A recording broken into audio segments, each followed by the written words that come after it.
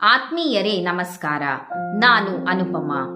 ನಮ್ಮಲ್ಲಿ ಕೆಲವರು ಎಷ್ಟೋ ಬಾರಿ ಅವರನ್ನು ಅವರೇ ಕುಗ್ಗಿಸಿಕೊಳ್ಳುತ್ತಿರುತ್ತಾರೆ. ಅವರ ಮನೋಬಲವನ್ನು ಅವರೇ ಕಳೆದುಕೊಳ್ಳುತ್ತಾರೆ.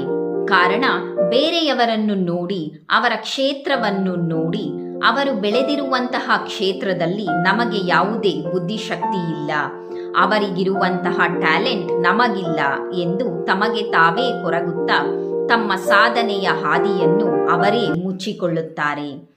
ಕಾರಣ ನಾವು ಮತ್ತೊಬ್ಬರಿಗೆ ಇರುವಂತಹ ಟ್ಯಾಲೆಂಟ್ ಅಥವಾ ಅದೇ ಕ್ಷೇತ್ರದಲ್ಲಿಯೇ ನಾವು ಯಶಸ್ಸನ್ನು ಸಾಧಿಸಬೇಕು ಎಂಬುದನ್ನು ನಾವು ಅತಿಯಾಗಿ ನಂಬುತ್ತಾ ಹೋಗುತ್ತೇವೆ.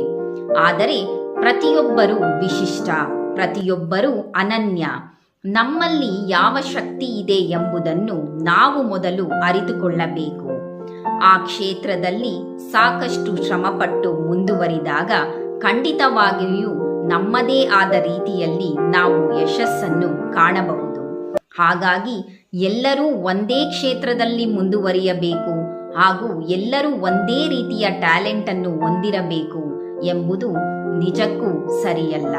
ಧನ್ಯವಾದಗಳು.